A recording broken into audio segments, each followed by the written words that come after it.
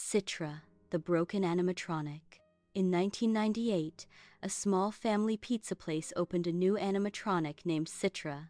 She was a bright yellow robot cat, designed to sing for children. At first, kids loved her laughing and clapping at her songs. But soon, staff noticed Citra sometimes moved even when unplugged. Teenager Leo stayed late one night to mop the floor and clean the tables. The building was silent, but he heard soft humming Citra's voice. He thought it was the speakers, but the stage lights were off. Leo turned slowly and saw Citra's head tilted, eyes glowing faint blue. The robot whispered, "Play with me," though she had no power. Leo stepped back, but Citra climbed off the stage, her joints snapping. She followed him down the hallway, claws scraping along the walls. Every time he ran, Citra appeared at the next corner, always ahead. Leo hid in the storage room, hoping she wouldn't find him. A child's laughter echoed from behind the boxes. The voice came from Citra's old recordings. He tried to leave quietly, but the door creaked. Citra was outside, standing perfectly still, smiling with glowing eyes. Terrified, Leo sprinted outside. By morning, only scratch marks remained on the walls. Staff said Citra never moved during the day, but her whispers haunted anyone who stayed too late. Moral of the story: machines remember more than we think. Never ignore old warnings inside broken things. The Ghost of Small Heath. In early 1900s Birmingham, people whispered about a shadow walking the streets at night. They said it looked like Tommy Shelby, the Peaky Blinders leader, but colder and darker. The shadow only appeared in the thick fog of Small Heath. One foggy night, a factory worker finished a late shift. He began walking home alone, the streets empty and quiet. The fog made the gas lamps look like glowing orbs. Suddenly, he heard boots tapping behind him, slow, steady, confident. He turned and saw a tall figure in a long coat, hat tilted forward, under a flickering lamp. The figure did not move, but the air around him felt heavy and cold. A whisper came from the shadow. "No enemies, only warnings." The worker froze as the shadow stepped closer, blue eyes glowing like ice. The shadow said, "Birmingham remembers everything, even sins buried in smoke." He tried to run, but the shadow glided beside him silently, moving like fog itself. It pointed to a dark alley and hissed, "Walk the right path, or the city will walk over you." The man hesitated, feeling the alley pull him in. Behind him, the boots tapped faster, surrounding him with an invisible presence. He whispered a prayer, not daring to look at the glowing eyes. The next morning, the worker was found at the factory gate, shaking, with a razor blade pinned to his coat. He never walked alone at night again. Moral: power means nothing without control. Even legends warn those who repeat old mistakes. The Watcher of Yellowstone Ranch. For over 100 years, people in Montana whispered about a ghostly protector of Yellowstone Ranch.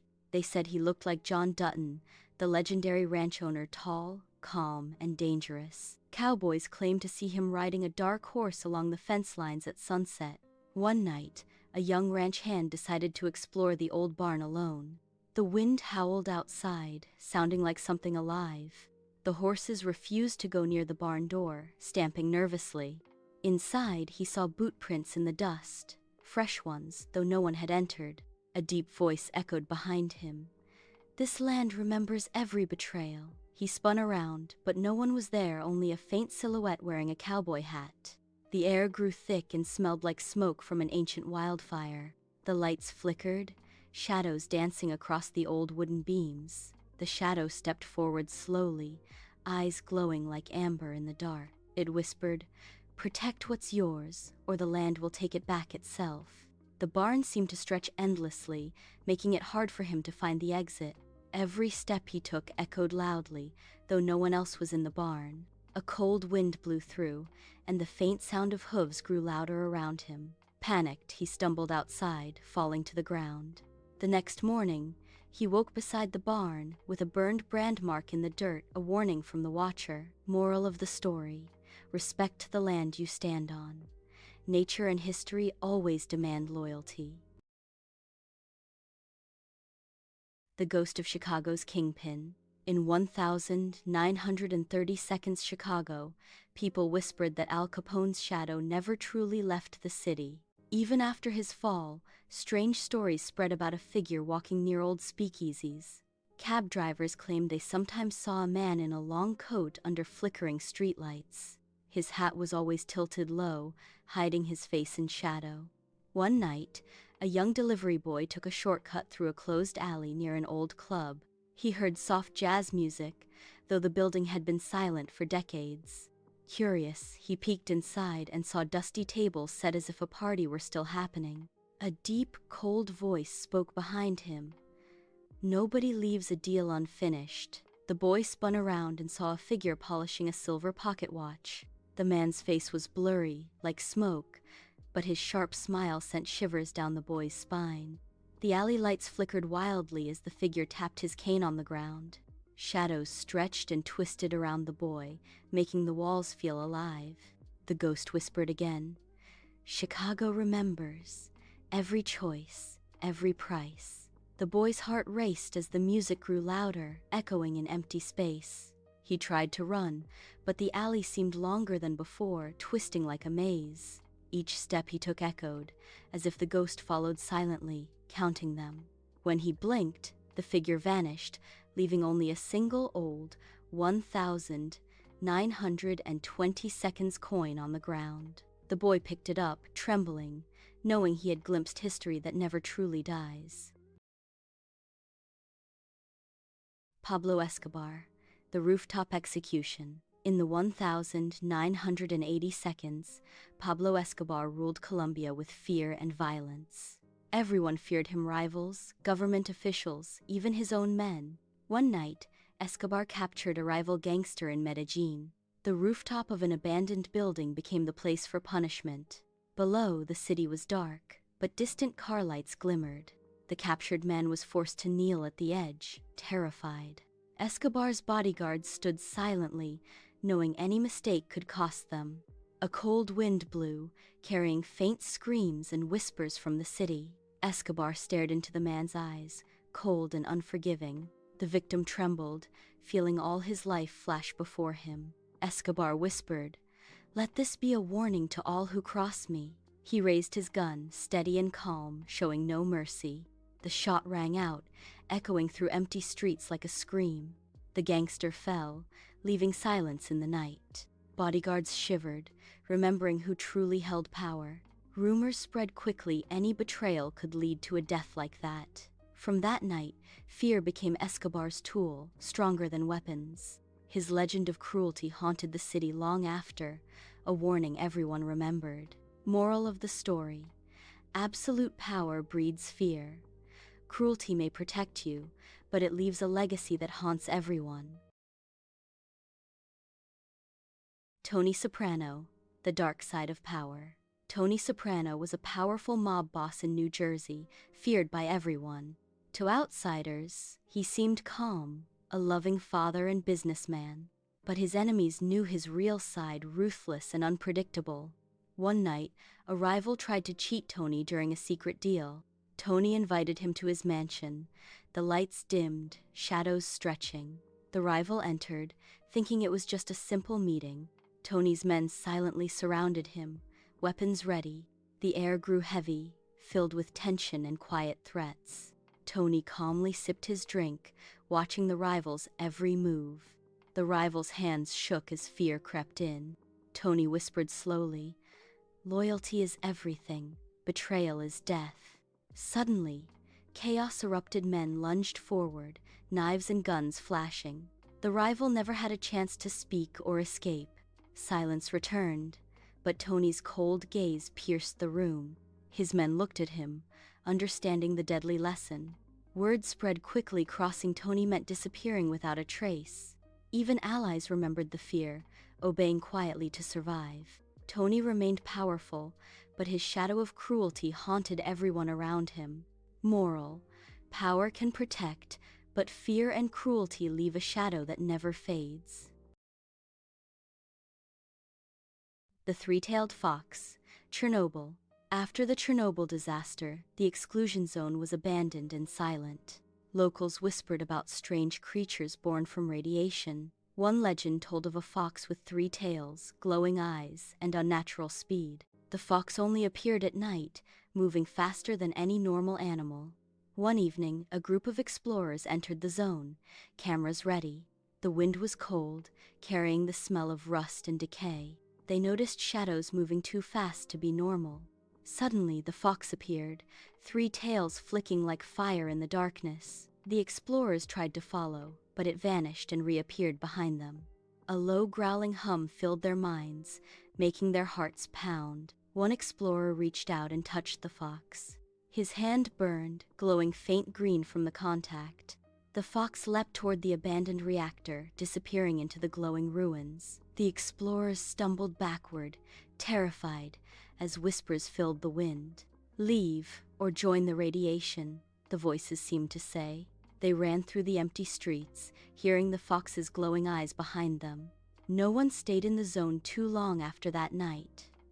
Since then, anyone at night reports seeing the 3-tailed fox guarding the cursed land. Moral: some places are cursed by human mistakes. Respect nature and warnings, or face consequences beyond understanding. Diogo Jota's tragic final ride. In Liverpool, England, football fans cheered for their star player, Diogo Jota. He loved training late at night, often riding his motorcycle home afterward. One rainy evening, fog covered the city like a thick white blanket. The streets were slippery, and lights reflected off the wet pavement.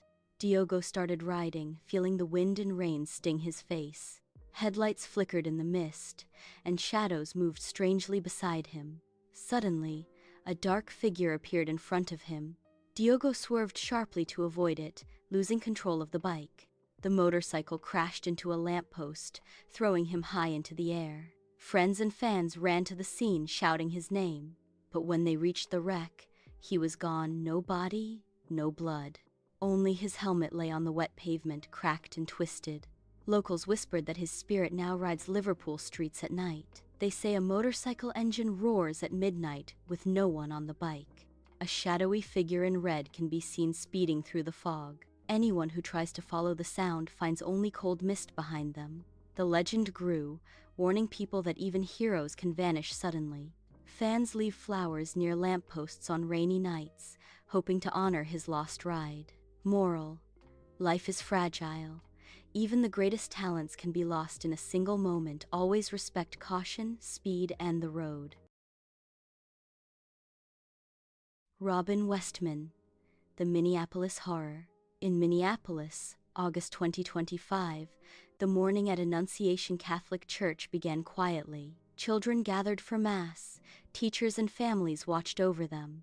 Robin Westman, 35, arrived carrying a rifle, shotgun, and pistol. Nobody noticed him at first. The church seemed calm and safe. Suddenly, bullets shattered the stained glass windows. Screams filled the room as children and adults froze in terror. 2 exits were blocked with wooden planks, trapping everyone inside. People ducked under desks, pews, and chairs, trying to hide. Westman moved through the church, shooting indiscriminately. Panic spread. Children cried and teachers shouted for calm. Some tried to escape through windows, but broken glass and blocked doors slowed them.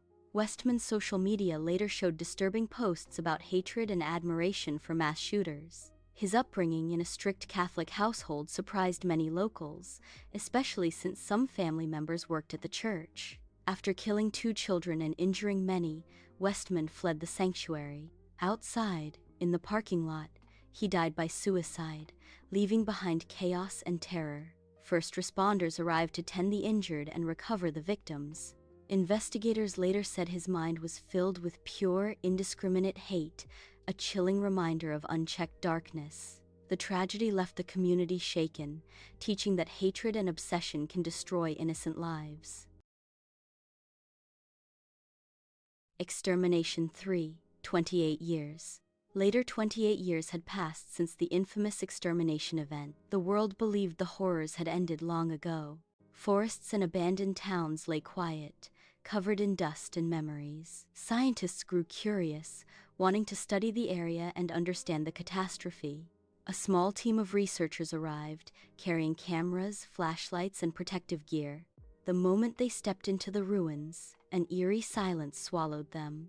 Shadows flickered between broken buildings, moving too fast to be human. Old recordings revealed past screams, but now a new sound echoed, a low, human-like growl. One scientist disappeared suddenly, only scorched footprints remained. Panic spread among the remaining team as the forest seemed alive, watching them. They discovered a hidden chamber, its door carved with strange symbols. Inside, they saw twisted creatures, half human, half animal, lurking in the darkness. The creatures' eyes glowed red, reflecting fear and hunger.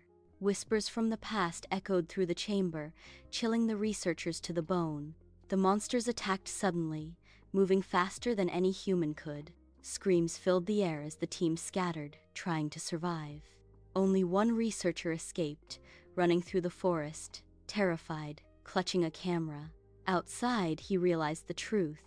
Some horrors never die, and ignoring the past can awaken even worse dangers. Moral: some horrors never truly die. Ignoring the past can dangers far worse than before.